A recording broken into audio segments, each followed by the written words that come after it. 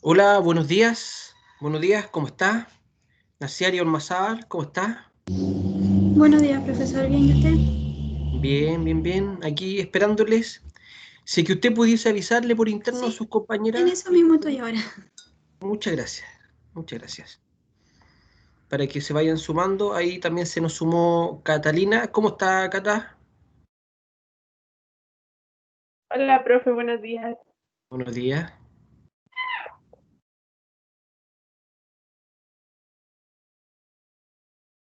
Y Martina también se nos acaba de sumar. ¿Cómo está Martina?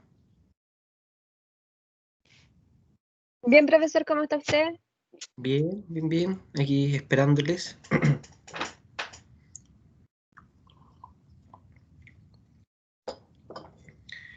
Verónica también se nos sumó. Y Sofi. ¿Cómo están Verónica, Sofi?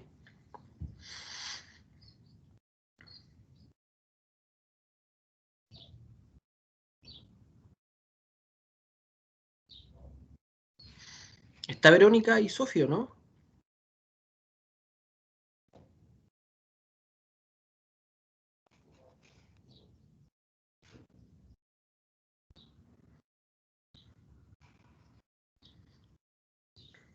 Bien. Ahí Sofi. Hola, ¿qué tal, Sofi? Ahí leí lo que escribe. También se nos sumó Juan Pablo, si no me falla la memoria, y Estefanía. Bien, ya llevamos. Y ahí se van a ir sumando. Tenemos 8 estudiantes conectados. ¿Ah? Ahora 9. Así que esperemos que se sigan sumando sus compañeros y compañeras. Mientras eso ocurre, voy a comenzar entonces. Ya inicié la grabación y voy a empezar la proyección de la clase que tengo para hoy.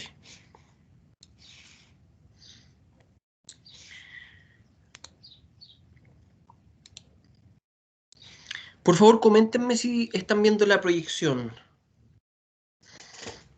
Sí se ve, profe. Ya, muy bien, muy bien. Sí, profe, sí se ve. Impecable.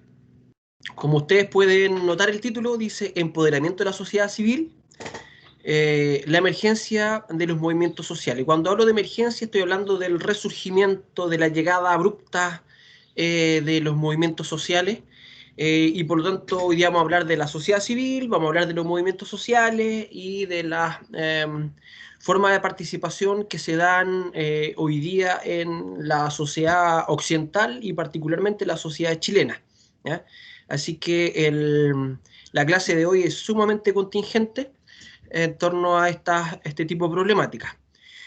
La primera aclaración conceptual que es necesaria de establecer es qué vamos a entender por la sociedad civil. ¿Ya? Y la sociedad civil la vamos a entender a todo el conjunto de grupos humanos que están en un territorio determinado y que no y que escapa a lo que es la familia y que escapa a lo que es el Estado. ¿Se fijan? La familia como unidad básica fundamental de una sociedad y el Estado como efectivamente una sociedad organizada políticamente con territorio, ¿cierto? Con constitución, etcétera, etcétera. Por lo tanto, todo lo que está al medio, todas las organizaciones, las comunidades, etcétera, efectivamente hace referencia a la denominada sociedad civil. ¿Ya? Insisto, estamos acá la familia, está el Estado y entre medio la organización y las comunidades o las personas individuales efectivamente hace referencia a la sociedad civil. ¿Ya? Bien, dicho eso, también hay otros conceptos que permanentemente nosotros en formación ciudadana utilizamos y que aparece también en las bases curriculares, que es gobierno, pero le sumamos gobernabilidad y gobernanza. ¿Ya? Y hay diferencias que también es necesario establecer conceptualmente entre un gobierno y un Estado. Les pregunto yo a ustedes, ¿alguno de ustedes logra diferenciar entre gobierno y Estado? ¿Cuáles son las diferencias fundamentales? Les pregunto.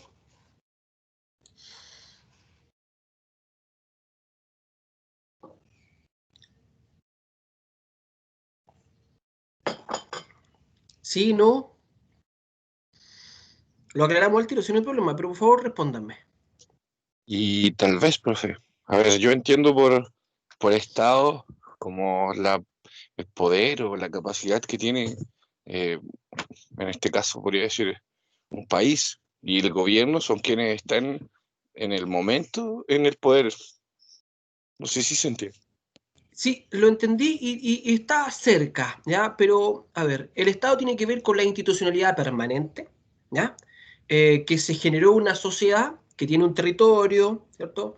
Que tiene población, tiene, podríamos decir, una historia, elementos culturales que pueden ser común o diversos dentro de, pero que hay un Estado, ¿ya? Y tiene poderes, hay una constitución, por lo tanto tiene que ver con la institucionalidad permanente. Sin embargo, el gobierno tiene que ver con la administración política de ese Estado, ¿ya? Y en Chile, para poder llegar a ser gobierno, hay que ganar elecciones en un contexto, podríamos decir, democrático, ¿ya? Por ello, los gobiernos cambian, pero el Estado permanece, ¿ya?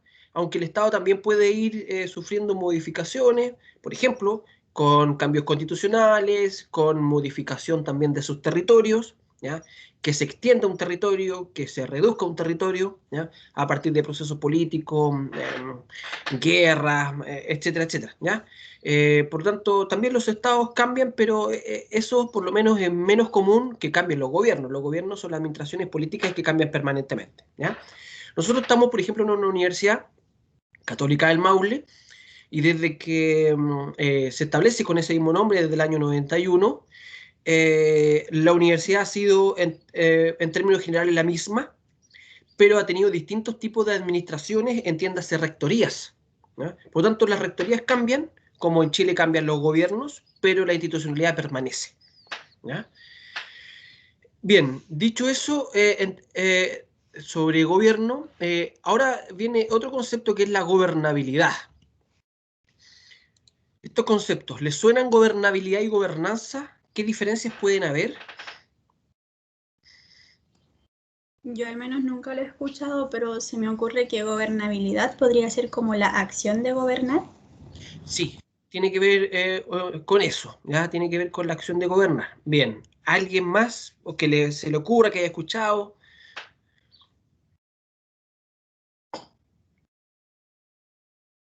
El gobernar me suena como que se puede ejercer con fuerza, con presión, el gobierno. ¿Eso usted está diciendo de, perdón, de gobernabilidad o gobernanza? Gobernanza. De gobernanza, ok. Fíjese que, como decía su compañera inicialmente, gobierno hace referencia, perdón, gobernabilidad hace referencia a la acción fundamentalmente del gobierno, que ya sabemos que es la administración política del Estado, ¿cierto?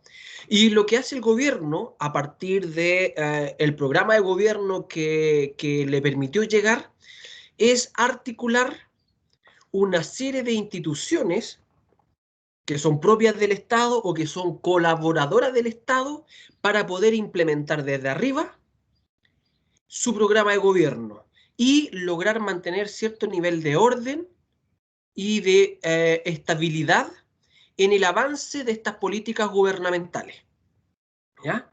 Por tanto, se asocia la gobernabilidad a la capacidad que tienen los gobiernos de implementar sus políticas públicas en orden, articulando obviamente su institucionalidad, ¿ya? Pero la gobernanza tiene que ver con un proceso distinto que está más bien asociado a la capacidad que tiene la sociedad civil, que no, ¿cierto?, de poder promover y a veces también presionar para que algunas ideas, proyectos de la sociedad civil sean recogidas por el gobierno y también implementadas. Aunque a priori puede que incluso esas ideas no sean del gobierno, ¿ya? Le doy un ejemplo súper concreto. Año 2006, el grueso recordará el movimiento estudiantil Los Pingüinos, pero si uno revisa del año 2006, que estaba de presidenta Michelle Bachelet, y uno revisa el programa de gobierno, no hacía referencia a hacer cambios estructurales, en el sistema educativo.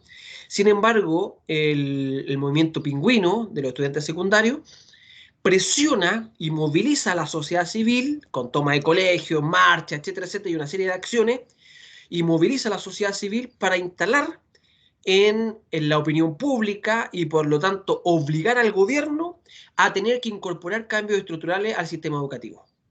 ¿Ya? Por lo tanto, la gobernanza tiene que ver con esta capacidad que tiene la sociedad civil para instalar hacia arriba ideas, proyectos, cambios, políticas que el gobierno a priori puede que incluso ni siquiera lo haya tenido considerado, pero que en este caso un movimiento tan grande de la sociedad civil se ve en la obligación de tener que recogerlo y hacer algunos cambios que a priori no tenía previsto. ¿Ya? Y Michelle Bachelet tuvo que hacerlo, tuvo que empezar a atender temas educacionales que inicialmente no estaban en su programa de gobierno. ¿Ya?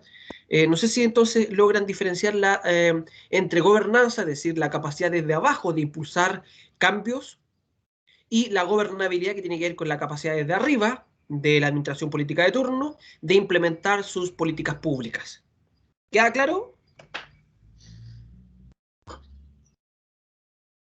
¿Consultas, dudas?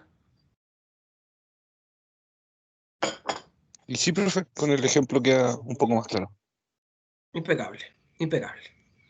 Bien.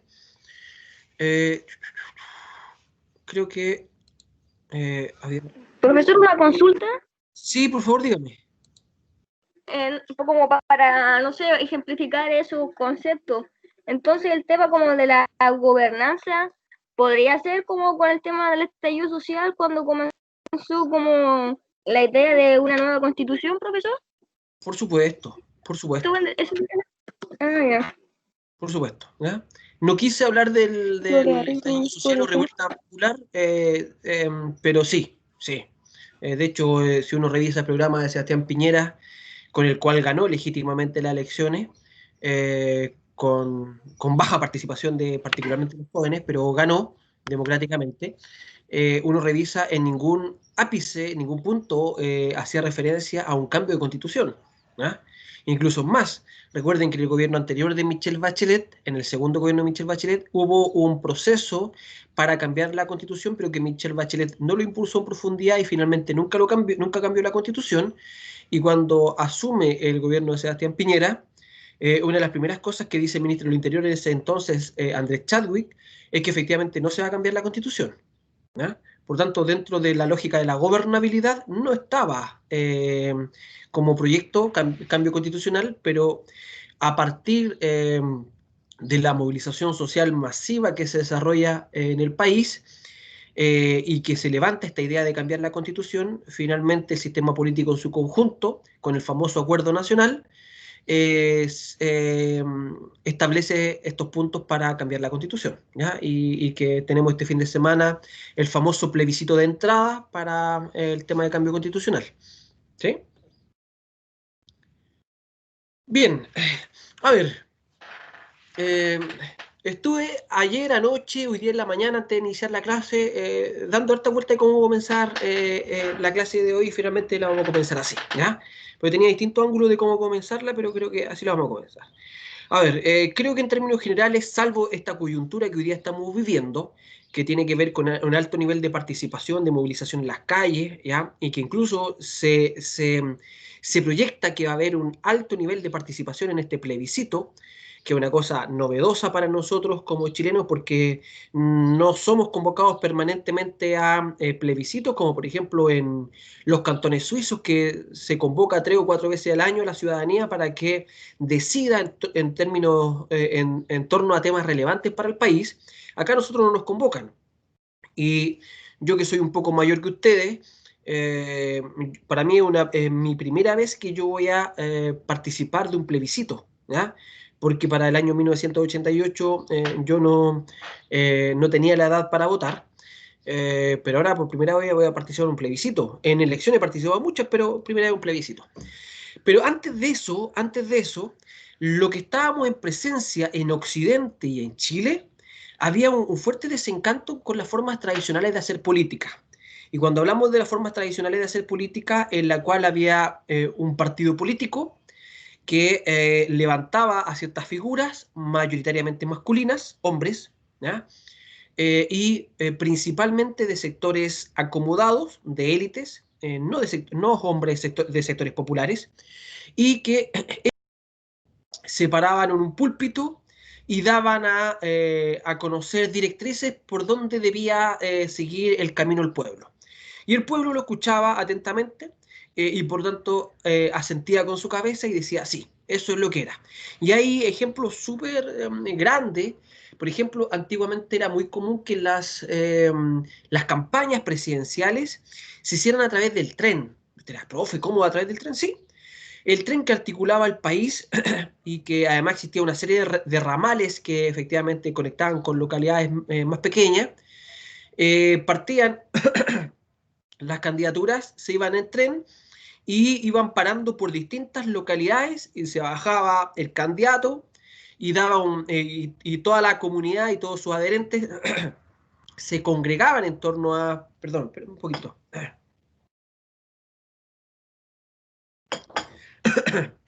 Se congregaban en torno a la estación de ferrocarriles, se generaba una especie de escenario para recibir al aspirante a autoridad, y ahí todo, entre comillas, esa comunidad iba a escucharle y también a manifestarle su apoyo. Y él daba a conocer sus principales orientaciones de cómo iba a ser su gobierno. Y por lo tanto después se subía de nuevo al tren y seguía al pueblo siguiente, y así iba. Por lo tanto, las campañas en Chile se hacían fuertemente a través del tren o también a través de barcos de vapores, pero lo que más se hizo fue el tren. Y hay investigaciones bien interesantes al respecto en torno a cómo desarrollaban las campañas políticas. Pero hoy día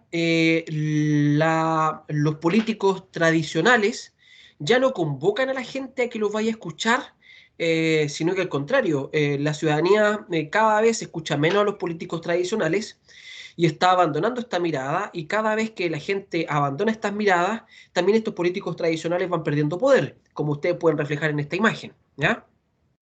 Por tanto, interesante saber entonces qué es lo que ha pasado con la participación política en nuestro país. Y para poder responder a esta pregunta, yo les tengo que decir inmediatamente que va a depender del periodo histórico que estemos viendo, ¿ya? Y también del grupo social al cual nosotros hagamos referencia, ¿ya? Porque no es lo mismo como le adelantaba la participación política. Por ejemplo, la primera mitad del siglo XIX, la segunda mitad del siglo XX, las primeras décadas del siglo XXI, son distintas formas en las cuales la gente participa. También cómo se vive esto también dentro de los grupos sociales, dentro de las élites, que normalmente participan mucho, ¿ya? Hay muchos estudios, por ejemplo, les recomiendo a un autor, Mauricio Morales, ahora es académico de la Universidad de Talca. Mauricio Morales, búsquenlo, tiene muchas investigaciones en torno a la participación de la sociedad chilena en elecciones, y muchos de sus estudios demuestran cómo el grueso de la gente que participa en elecciones y elige autoridades son fundamentalmente población de estratos socioeconómicos altos, pero los sectores populares no votan, ¿ya? Por lo tanto, ahí hay un tema, ¿ya? Por eso yo digo que el nivel de participación depende de qué grupo estemos hablando, ¿ya? Y de qué periodo estemos hablando. Sin embargo, no hay duda, y hay informe del Programa de las Naciones Unidas para el Desarrollo del año 2017, que quizás es el más decidor de cómo la participación electoral ha venido bajando sistemáticamente desde el año 1988 hasta la fecha, ¿ya? También la participación sindical. Fíjense que antes del golpe de Estado, la participación, la sindicalización de los trabajadores chilenos bordeaba el 27%. Cuando termina la dictadura cívico-militar chilena, con sindicatos, usted sabe, la CUT fue prohibida, muchos dirigentes sindicales fueron asesinados, torturados, exiliados, ¿ya? Prisión política, ¿ya? Exonerados de sus trabajos por los pensamientos que tenían. Pero a pesar de aquello, a fines de los años 80 y primeros años de los años 90, teníamos una participación que estaba bordeando el 18%, ¿ya? Y ahora la sindicalización es baja, sigue siendo baja, a pesar de que en los últimos 3 años ha ido subiendo. No logramos recuperar los niveles de participación sindical previos al golpe de Estado, ¿ya? ¿Y qué hablar de la participación política? ¿Cuánta gente participa en los partidos políticos? ¿Ya? La gente participa poco. La gente, por ejemplo, los jóvenes universitarios, que son, entre comillas, los que hay un espacio privilegiado de participación política, ¿cuántos participan en juventudes políticas, por ejemplo? Son pocos, ¿ya? Por lo tanto, hay un tema ahí. Hay un tema ahí que viene bajando fuertemente la participación política, y esto ha ido dando cuenta de una problemática en términos de la participación en democracia liberal que tenemos en Chile. Consultas, comentarios antes de seguir avanzando, por favor.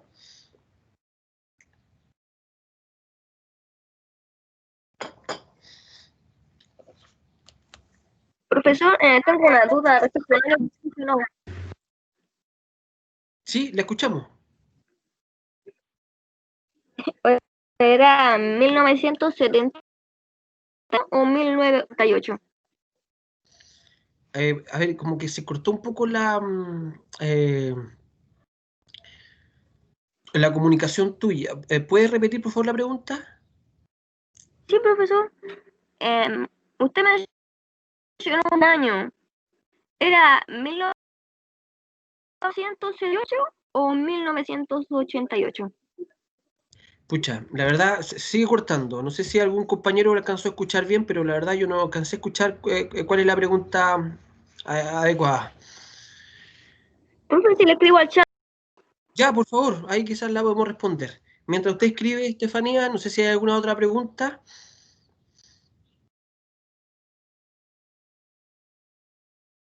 Profesor, yo creo que hay un desencanto total con la política, porque eh, la participación, sobre todo la juventud actual, está muy desencantada con la política en general por los distintos, a ver, digamos, las distintas corrupciones que hay dentro del poder político. Y adicional a eso, y yo lo menciono en forma muy particular, yo creo que la participación e inscripción en partidos políticos no se da porque hay mucha guerra entre los partidos. Entonces, por ejemplo, no sé, en caso de estallar algún problema político en el país, los partidos políticos que son contrarios al ideal del oficialismo son los más perseguidos. Entonces pasó, por ejemplo, en la dictadura que era de derecha y perseguían mucho a los pensamientos que estaban ligados con la izquierda. Entonces yo, por ejemplo, personalmente no participo en algún partido político, sí me gusta mucho la política, pero no participo en algún partido político porque no me siento representado por ninguno, ni de centro, ni de derecha, ni de izquierda. Sí, lo entiendo y efectivamente, cuando usted sostiene de que en tiempo de la dictadura cívico-militar chilena hubo persecución política a los que habían militado, eso ocurrió, ¿ya? Y eso generó un miedo que quedó enquistado en la familia, es decir, no te metas en política por el miedo a que si hay algún tipo de situación, que se vuelva a repetir algún régimen que comience a perseguir a otras personas por su idea o su militancia, pueden correr riesgo su vida, ¿ya? Y eso es una realidad, ¿ya? Lo otro, Estefanía preguntaba del año 1978-88, año 88, ahí fue el plebiscito, ¿ya? Profe, ¿a qué se refiere cuando un proceso electoral es vinculante? Ya, cuando un proceso electoral es vinculante, cuando lo que se resuelva en ese proceso lo tiene que efectivamente ejecutar la autoridad de turno, ¿ya? Por lo tanto, esa decisión está vinculada con una decisión concreta, ¿ya? Por ejemplo, que es muy propio del mundo universitario, cuando se desarrolla la asamblea lo que resuelven los estudiantes y que los que participan en esa asamblea vincula directamente a los estudiantes, pero no necesariamente a la institución educativa, ¿ya? Porque no necesariamente es vinculante. Sin embargo, entiendo que cuando hay votaciones de esto en torno, por ejemplo, a los paros, y siguiendo los parámetros que tiene la universidad en acuerdo con los estudiantes que están ahí en los reglamentos, la universidad debiese reconocer los paros cuando tiene cierto quórum y ciertos porcentajes, etcétera, etcétera. Y ahí efectivamente podríamos decir es vinculante, ¿ya? Eso.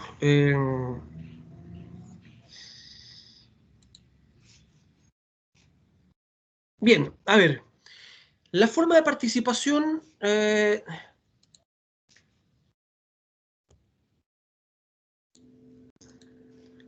creo que perdí la diapositiva. Vamos a proyectar de nuevo. Por favor, coméntenme si están viéndola. Ahí sí, ahí sí. Sí se ve. Gracias. A ver, efectivamente, la forma de participación de los partidos políticos, aunque ojo, los partidos políticos tradicionales, históricos chilenos, muchos de ellos han ido disminuyendo su militancia, partidos pequeños han ido creciendo su militancia, y algunos partidos nuevos han ido surgiendo e incluso han ganado escaños públicos. Lo digo porque hace alrededor de 4 o 5 años atrás, vino una obligación a todos los partidos políticos chilenos a la reinscripción de los partidos políticos.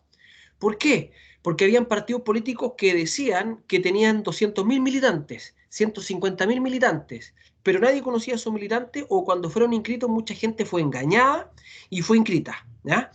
En un partido político X. Por lo tanto, como había mucho ruido en torno a esa situación, hace 4 o 5 años atrás, un cambio legal obligó a que todos los partidos políticos tuviesen que reinscribirse, y por lo tanto tenían que reinscribir a sus militantes. Y fíjense que ocurrió una cuestión muy llamativa, en que partidos políticos grandes, tradicionales chilenos, no alcanzaron ni siquiera a completar la mitad de los militantes que decían tener. Un ejemplo, la Democracia Cristiana reconocía tener alrededor de 150.000 militantes en Chile, y con la reinscripción apenas alcanzaron cerca de los 40-50.000 militantes, un tercio de los que decían. La Unión Demócrata Independiente también decía que tenía cerca de 120.000 militantes, y con suerte llegaron a los 40.000 militantes, ¿ya? Partido Socialista por lo mismo, etcétera. Pero hubo partidos políticos que, entre comillas, no estaban dentro de la órbita de que tuviesen mucha militancia, pero cuando vino la lógica de la reinscripción, presentaron una gran cantidad de militantes, ¿ya? Y estoy pensando, por ejemplo, en UPA. ¿Les suena UPA? Un partido político, ¿ya? Unión Patriótica. Y Unión Patriótica que llevó en un momento a Eduardo Artés como candidato a la presidencia, ¿ya? Un caballero que tenía bigotito, ¿ya? Y UPA, que aparecía casi sin militante, en la reinscripción alcanzó un número bastante alto, si no me falla la memoria, 20-30.000 militantes a nivel nacional, ¿ya? Otro partido que tradicionalmente ha sido considerado pequeño en Chile en términos electorales y en términos de participación, a pesar de que se le acusa de muchas cosas, pero por ejemplo el Partido Comunista, que decía que tenía cerca de 15.000 militantes, cuando viene la reinscripción superaron los 50.000 militantes, ¿ya? Por lo tanto, wow, es decir, ¿qué hablar de otros partidos políticos nuevos? Revolución Democrática, ¿cierto? Convergencia Social. Hay varios partidos políticos nuevos que no existían previamente y que ahora, como partidos políticos nuevos, tuvieron una gran cantidad de militantes. Fíjense que en Chile, a pesar de todas las críticas a la militancia política de los partidos políticos, hay más de 30 partidos políticos oficialmente constituidos, ¿ya?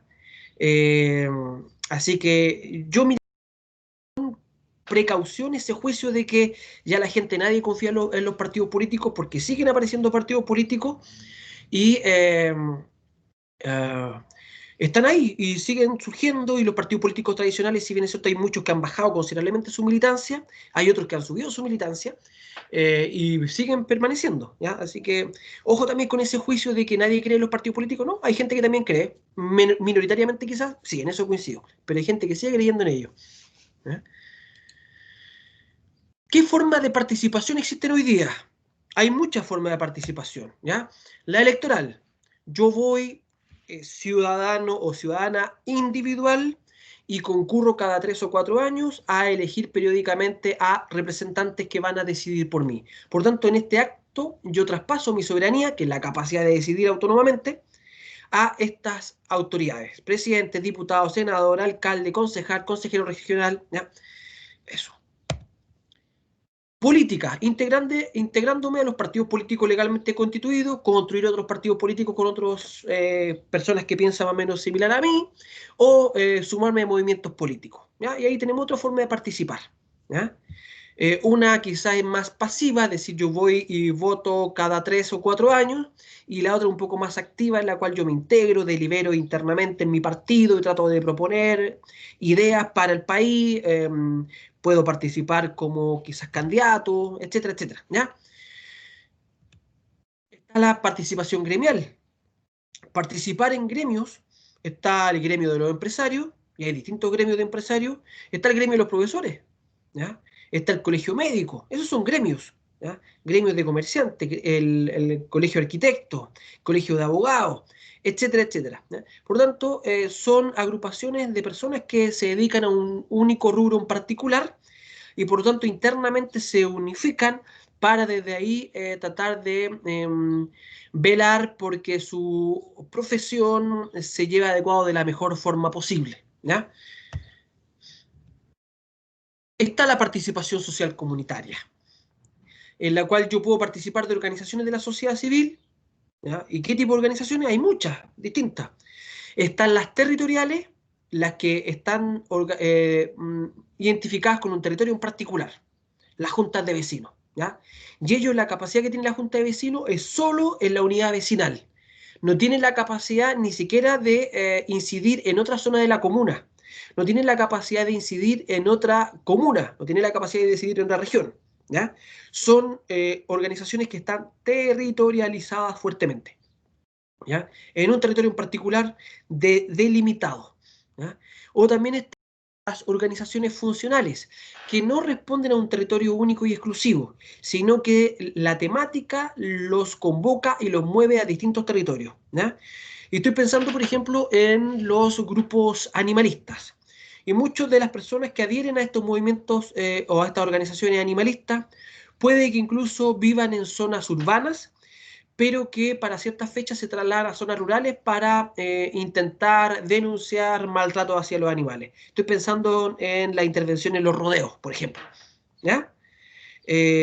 También el tema de derechos humanos se mueven, ¿ya? El tema ecologista se puede mover a, si hay problema en Puchuncaví, se mueven a Puchuncaví. Si hay problema en Molina con las chancherías, se mueven a Molina por las chancherías. Y por lo tanto así se mueven. ¿Qué hablar de movimiento feminista? ¿Ya? Y el movimiento feminista también no está territorializado, ¿ya? Sino que este movimiento se va a ir moviendo dependiendo de la coyuntura que las invite a participar y movilizarse en función de la defensa de la dignidad y también de los derechos de las mujeres y efectivamente ir disminuyendo o ir a hacer desaparecer este machismo patriarcal, ¿ya? Que son propios de los intereses de los movimientos feministas, etcétera, etcétera, ¿ya? Por lo tanto, no sé si ustedes van notando que hay distintas formas de participar, la electoral, política, la gremial, la social comunitaria, incluso podríamos decir cuando hay gente que va a participar como voluntario a la ONG, va al Hogar de Cristo de voluntario, trabaja en un techo para Chile, ¿ya? Y son actividades, fundaciones, ONG, que van y trabajan de forma voluntaria, ¿ya?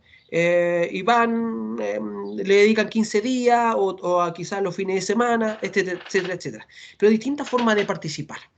Consultas, comentarios.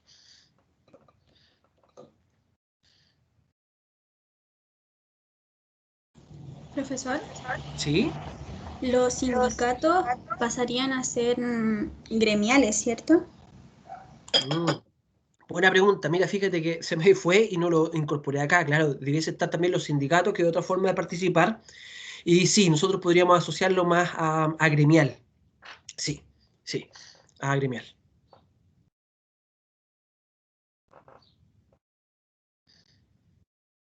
¿Alguna otra consulta, duda? ¿Comentario?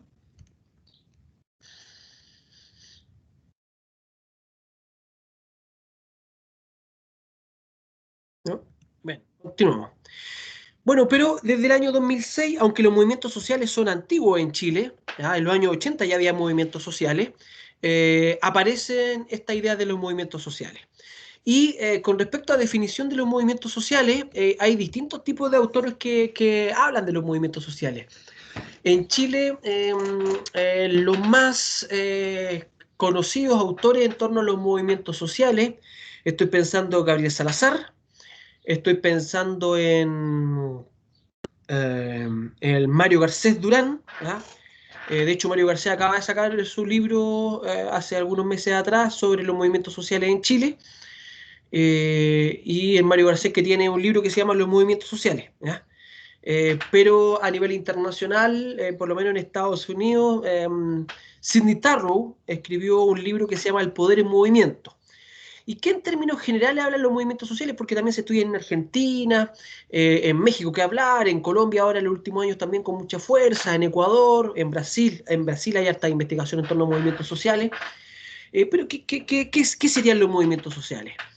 Y hay distintas miradas, pero lo que yo podría decirles en síntesis para tratar de caracterizar lo que es un movimiento social, tiene que ver con los movimientos de la sociedad, de la ciudadanía, para obligar al poder de turno a generar cambios, ¿ya?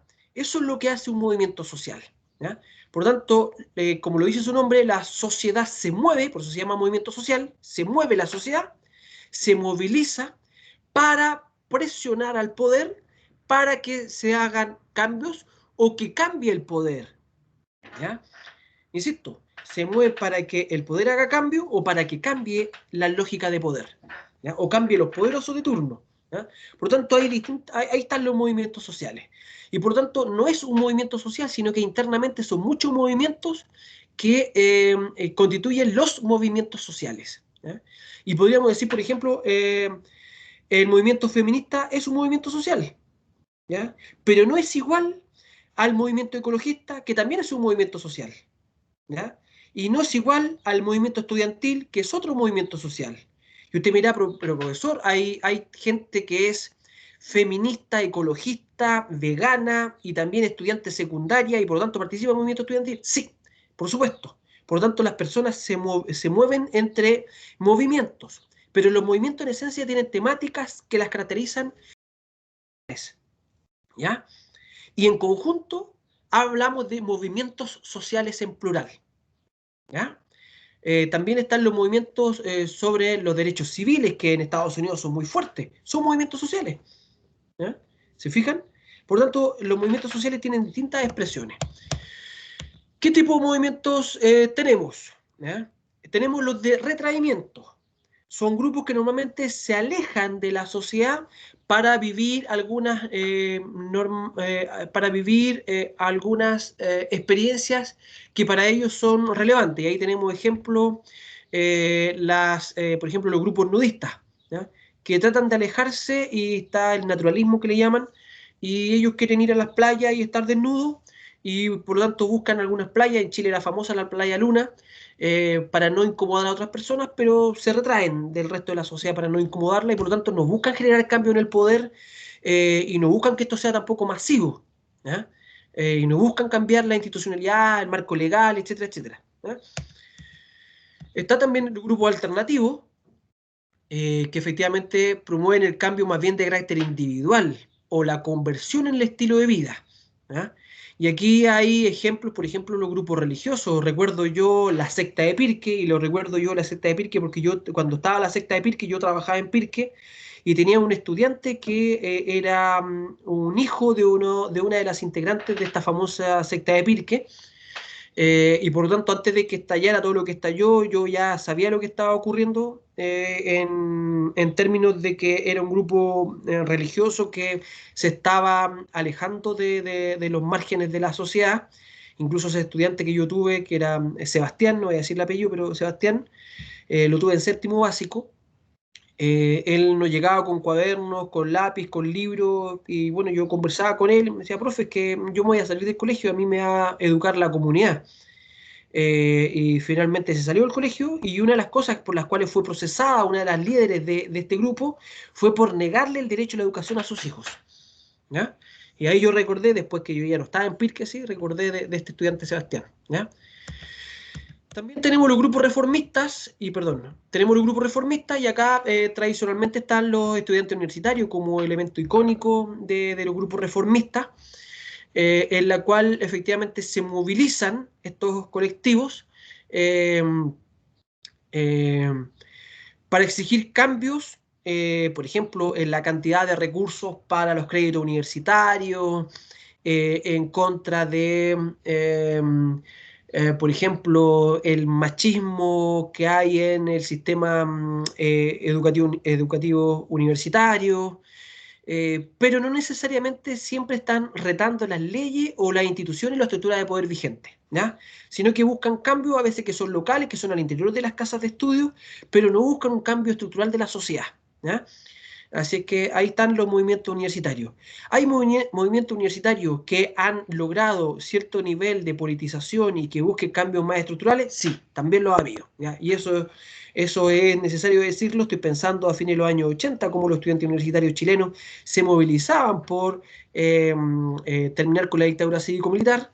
Y estoy pensando el movimiento estudiantil del año 2011, cómo se movilizó a tal nivel para cambiar leyes y también para discutir incluso elementos constitucionales, ¿ya? Y están ya más bien los movimientos sociales de carácter revolucionarios, que efectivamente estos sí retan las leyes, retan las instituciones y también las estructuras de poder, ¿ya? Por lo tanto, los movimientos indigenistas también, que se dan particularmente en Latinoamérica, que tenemos ahí los movimientos anarquistas, que también buscan subvertir el orden, y ahí son expresiones distintas. No sé si usted ve, por ejemplo, lo que está en la imagen que está acá a la izquierda, un grupo indigenista mexicano, que fíjese lo que dice el letrero: Champa San Agustín, ¿ya? Autónomo, libertad de los pueblos mayas. Está usted en territorio rebelde zapatista, aquí el pueblo manda y el gobierno obedece. Junta de buen gobierno, zona selva fronteriza. Ahí estamos en presencia de una subversión del orden tradicional y por lo tanto estamos en presencia de un grupo de carácter revolucionario, ¿ya? Es decir, que es el pueblo el que manda y el gobierno el que obedece. De la democracia liberal tradicional que nosotros hemos conocido, normalmente es al revés, es que el gobierno manda y el pueblo obedece, ¿se fijan? Por lo tanto, ahí tenemos un movimiento social indigenista que subvierte esto. Comentarios, consultas.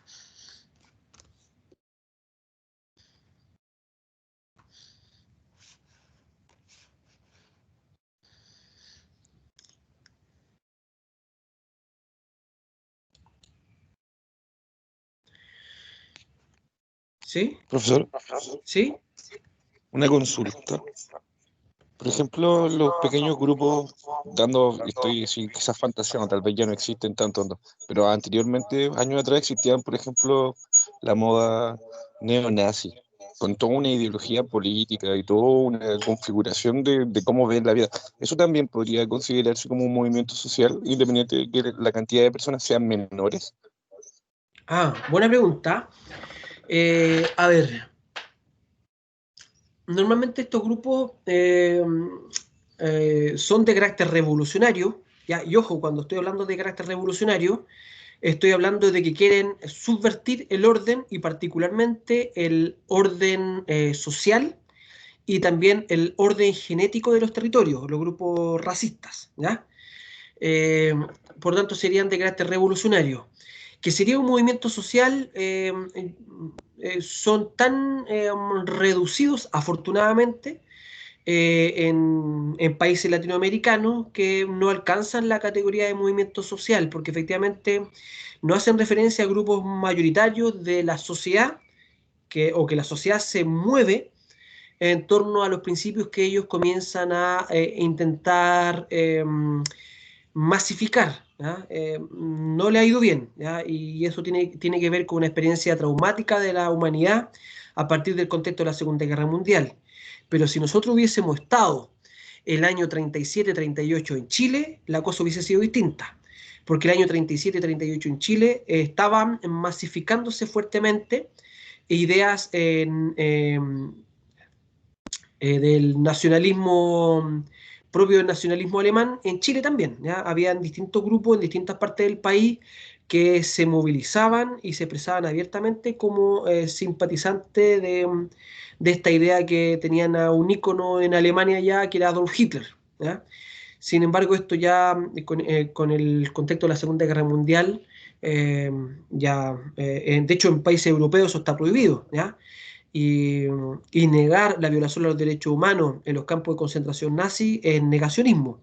Cosa que acá en Chile hay una ley que estos días justamente se está llevando a debate, pero para que el negacionismo sea penado en Chile, como existe en otros países del mundo. Pero hay ciertos sectores de la centro derecha que están concurriendo al Tribunal Constitucional para que eso sea establecido como ilegal, ¿ya? Pero bueno, eso tiene un curso propio y vamos a ver qué va a pasar. Pero no podría ser considerado hoy día eso como un movimiento social, intentando responder a la pregunta de Juan Pablo, si no me falla la memoria, es quien hacía la pregunta, ¿ya? Miren, los movimientos hoy día, que se habla de los nuevos movimientos sociales, sería más bien a agrupaciones o fuerzas políticas que se manifiestan fuera de los partidos políticos y estructuras sociales establecidas en una sociedad, ¿ya? Aunque no son igual que las masas espontáneas, como lo establecía ahí, eh, sino que tiene cierto nivel de articulación interna, ¿ya? Y los movimientos, hoy día estos como feministas, pacifistas, del medio ambiente, de la libertad de expresión, etcétera, etcétera, están en pleno desarrollo. ¿Y cómo hoy día, por ejemplo, qué características tienen estos movimientos? Proponen en buena medida cambios sociales, y esto a veces implican cambios legales o cambios de la estructura del poder, ¿ya? Tiene una meta definida. Acá tenemos una imagen de Patagonia sin represa. No a Puchuncaví, ¿ya? No a las chancheras en Molina, ¿ya? Son movimientos sociales, no al patriarcado, ¿se fijan? No al rodeo, ¿ya? Tienen metas definidas, tienen algún nivel de organización, recurren a los medios de comunicación en masa, y ahí la articulación a través de las redes sociales son clave, y cierta continuidad y capacidad de adaptación al contexto social, ¿ya? También tienden a conformarse democráticamente, es decir, la gente asiste voluntariamente y si no le gusta, se va y no tiene que, en este caso, rendirle cuenta a nadie, ¿ya? Definen la meta colectivamente. No tienen un líder que podamos decir, este es el líder. ¿Ustedes ubican quién es la líder en Chile del movimiento feminista? No existe, no existe, ¿ya? ¿Quién es la líder o el líder en Chile de los movimientos ecologistas? No existe, ¿ya? Porque efectivamente este tipo de movimientos sociales no reconoce un líder, sino que el liderato es accesible para todos. Todos y todas se convierten potencialmente en líderes de estos movimientos e integrantes de ellos. Promueve la participación inclusiva, internamente se debate, se delibera en torno a qué es lo que hay que hacer, ¿ya? Los niveles de participación son más horizontales que verticales. Un líder de partido que da la orden y todo el resto tiene que ejecutar. Aquí en conjunto acuerdan, deliberan, ¿ya? Y también ideológicamente son más flexibles. Dentro de los movimientos ecologistas, dentro de los movimientos feministas, tú te encuentras personas que se sienten más cercanas políticamente a la derecha, como también gente que se siente más cercana a la izquierda, o también que son en ninguno de los dos, sino que se sienten más anarquistas. O también gente que es católica, que es atea, etc. Es decir, ideológicamente también son más flexibles, ¿ya? Eso.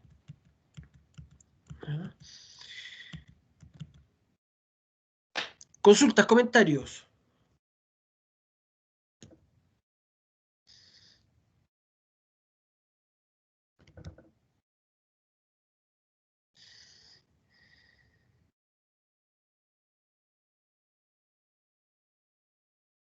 ¿No? Y bien, y con esto terminamos. Con esto terminamos, ¿ya? Con esta idea. Hay un autor francés que se llama Pierre Rosanvallon. ¿Les suena Pierre Rosanvallon? ¿O Rosanvallon? ¿Les suena o no les suena? A mí al menos no. ¿no? Nunca lo he escuchado.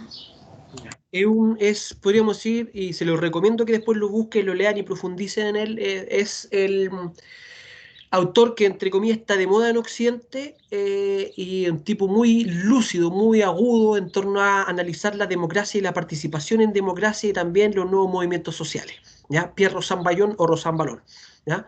Es un autor francés.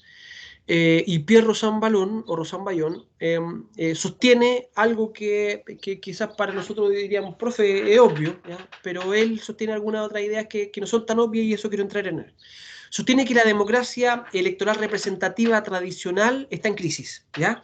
Y viene haciendo crisis hace rato, y esto se ha expresado obviamente en desconfianza. La gente deja de confiar en los partidos políticos, pero también deja de confiar en el otro, en la otra.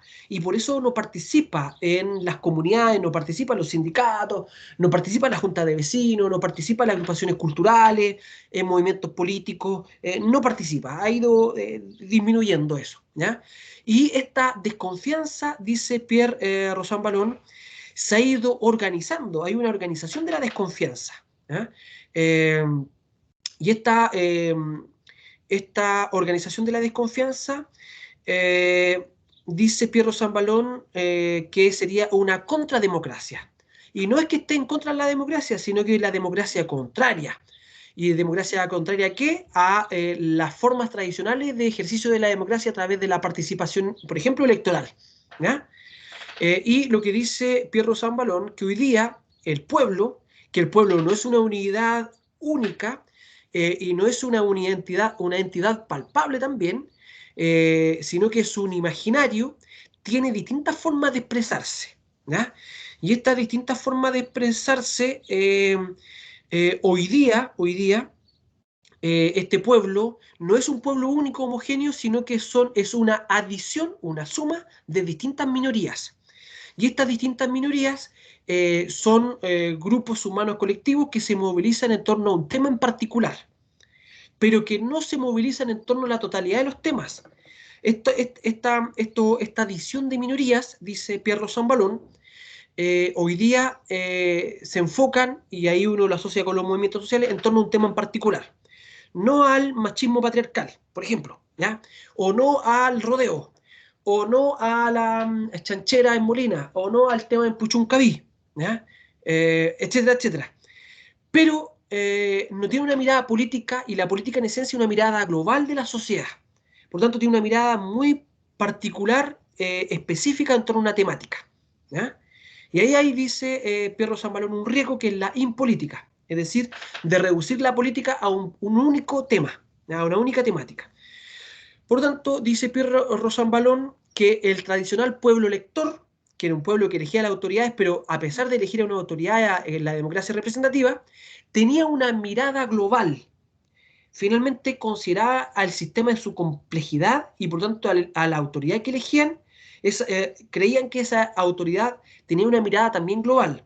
Pero hoy día no tenemos eso, sino que hoy día tenemos estos movimientos, estos colectivos que actúan, que operan, pero que están focalizados en una temática y que no quieren participar electoralmente, y que hoy día tienen miradas, le interesa la política, sí, pero tiene una mirada global. Y por lo tanto tiene una multiplicidad de expresiones. Y existe, por ejemplo, el denominado pueblo controlador, dice Pierre Rosanvallon. ¿Cuál sería el pueblo controlador? No participo en las elecciones, pero ando viendo y reproduzco en las redes sociales la vida personal o la opinión del pasado en torno a alguna autoridad política de turno, ¿ya? Es decir, yo no estoy de acuerdo con el sistema político electoral, yo no voto, pero si yo sé que este candidato o candidata en el pasado dijo esto, dijo esto otro, o tenía esta mirada, yo incluso puedo controlar, inspeccionar y controlar a esta autoridad que existe, incluso a su vida privada, ¿ya? Está el poder de veto o de obstrucción, en la cual el pueblo rechaza y se moviliza para rechazar alguna decisión de alguna autoridad local o autoridad nacional, ¿ya? Es decir, no quiere dar el 10%, nos movilizamos por el 10% y salimos a las calles y hacemos cacerolazos por el 10%. Pero no me interesa discutir mucho más allá el tema profundo. Me interesa que efectivamente se vote el 10%. Y si el gobierno no quiere votar el 10% y quiere echar abajo esto, está el pueblo veto. Veta, obstaculiza y se moviliza para que esto se revierta, ¿ya? Y está también el pueblo juez, en la cual el pueblo, y aquí también hay grupos de abogados que se han movilizado, comienzan a judicializar la política. Si hay algún candidato que hace X u otro, si hay diferencias con algún candidato, en vez de solucionar estas diferencias políticas a través de la deliberación pública, yo lo demando. Y trato de resolver estas diferencias en los juzgados de policía local, o trato de resolver estas diferencias en los juzgados nacionales, ¿ya? Por lo tanto, aquí no hay una deliberación política en torno a los proyectos país, sino que efectivamente yo lo que busco es anular la mirada del otro, ¿ya? Al cual yo no quiero debatir, ¿ya? Sino que quiero anularla legalmente. Y por lo tanto, quien resuelve esto no es el fruto de la deliberación, sino que más bien es un juez de un tribunal de la República quien dictamina quién tiene la razón o no tiene la razón, ¿ya? Consultas, comentarios en torno a esta multiplicidad de expresiones del pueblo de Pierro Sambalón. Profe, ¿Sí? por ejemplo, como el movimiento del rechazo, y eso sería como un tipo de pueblo controlador. Lo que pasa es que el movimiento de rechazo y del apruebo hoy día están dados en una coyuntura que tiene que ver con un plebiscito, ¿ya? Por lo tanto, tienen expresiones tanto el apruebo como el plebiscito para intentar delegitimar la postura contraria desde la lógica de controlar a las figuras que emergen del sector contrario. Sí, por supuesto, tienen expresiones de pueblo controlador, sí, exacto.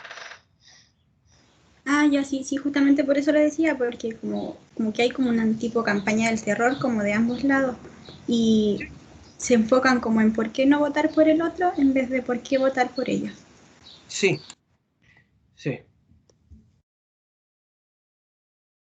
Consultas, comentarios en torno a esta idea de Pierro Sambalón.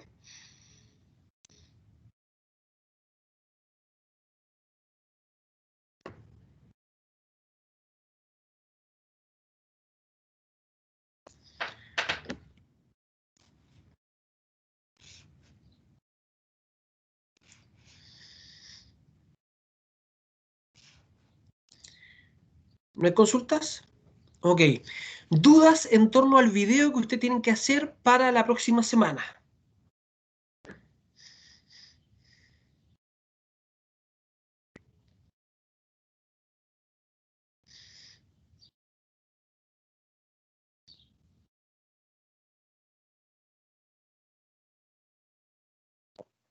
Profesor, ¿Sí? en relación al video que tenemos que presentar, si no me recuerdo, teníamos que trabajar alguna nueva de formación ciudadana y hacer una microclase acerca de ella, ¿cierto? Así es. Se lo voy a preguntar de nuevo porque creo que se lo pregunté. Pero en cuanto a como es video y es visual, hay que ir formal, ¿cierto, profe? Usted me preguntó, yo le dije que usted puede ir con su delantal. Ujú. Me preguntan por interno, profesor, cada uno elige el tema de la microclase. Usted lo que tiene que ver es tomar el currículum nacional, las bases curriculares, elegir el nivel de enseñanza básica que usted quiera, y en el eje de formación ciudadana, en la unidad, perdón, de formación ciudadana, que está ahí, usted tiene que elegir algún objetivo de aprendizaje que esté declarado ahí en las bases curriculares, ¿ya? Por lo tanto, en base a un objetivo de aprendizaje de las bases curriculares, usted organiza su propia clase.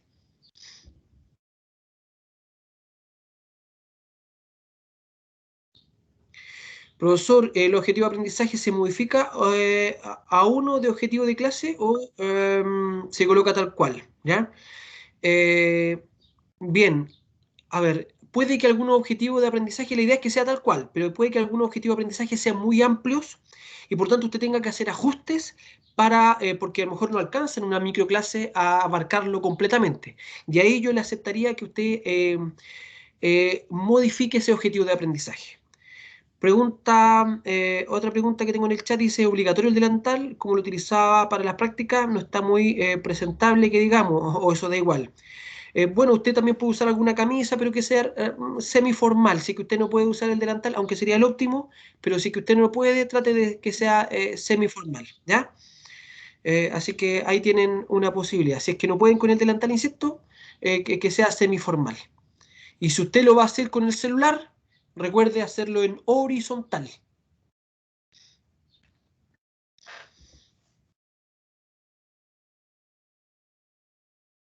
¿Alguna otra consulta, duda? Profesor, el video, ya teniéndolo listo, se lo envía de manera, subiéndolo a YouTube y enviándole el link, se le Sí, comparte desde Drive, ¿cómo? sí, no, me manda el link en un correo electrónico. Poca, profe, Obvi- gracias. Obviamente usted previamente lo subió a YouTube y como dije la semana pasada, eh, la idea es que usted lo deje en privado y que usted me envíe el link y yo lo pueda descargar y ver, ¿ya? Para que no tenga ninguna dificultad. Profe, tengo una duda. ¿Sí? ¿Es obligación o sea, como uno verse en el video? Em, la idea Porque es por que... una parte se puede presentar y luego en la explicación mostrar imágenes y por audio. Sí, A eso sí, me refiero. sí, pero que igual usted salga en el video, a lo menos en una parte, ¿ya? No Ah, necesariamente ya. todo el tiempo. Em, Dice, profe, el objetivo de aprendizaje de la clase es necesario que siga la estructura. O sea, la microclase tiene que tener una estructura. Inicio, desarrollo, cierre. ¿Ya? Profesor, si surgen dudas en estos días, ¿podemos hablarle por Teams? O sea, sí, pero no me estén preguntando el mismo día del video o el día anterior. Yo esperaría que hoy día resolvamos esas dudas porque la semana pasada yo les presenté esto y dijimos que hoy día vamos a dejar para aclarar dudas. El Zoom se puede grabar como la clase de Teams para compartir pantalla y todo. Ahí no sé, me imagino que sí. Hay que ver, yo no soy experto en Zoom. ¿Ya? Ahí tendrían que verlo ustedes. Ah, una afirmación, ¿Profe? profe, ya revisé. Ah, impecable. Ahí nos dice su compañero entonces que sí se puede grabar también en Zoom si ustedes lo quieren hacer. ¿Alguien más quería decir algo, por favor? Sí, profe, mire, con la estructura del objetivo me refería si es que tiene que llevar ya, claro, va el objetivo, así como con el fin de y el para, o a través de. Esa estructura del OA. Sí, sí, sí. Es decir, ¿cómo usted va a hacer la clase? Tiene que explicitarlo al principio. ¿Sí? Es decir, este es el objetivo y lo vamos a hacer de tal manera, a través de, con... O sea, Ya, gracias, profe. uh-huh.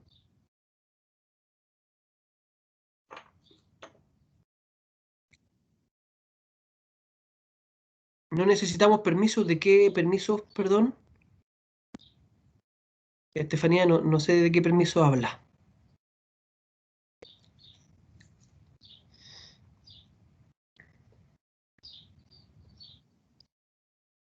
En Zoom, no lo sé. Ahí su compañero respondió, dice que no, que no requiere permiso.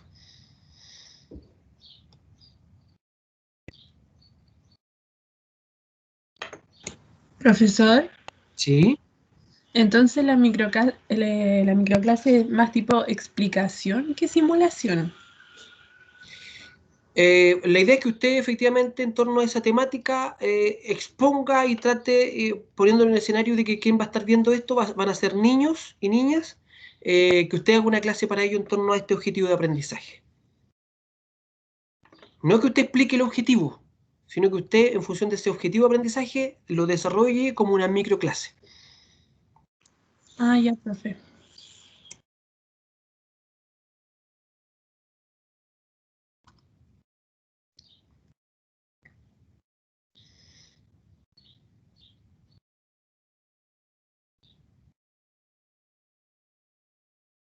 ¿Sí? Parece que no hay ninguna otra pregunta. Ya estamos ya en la hora de clase. Bien, espero que tengan una muy buena jornada, que tengan un buen día. Nos vemos entonces el próximo jueves, ¿ya? Un abrazo, cuídense harto y que estén muy bien junto a su familia. Chao, chao. Gracias, profe, Chao, cuídese. profe. Chao, chao. Adiós, profe, que esté muy bien.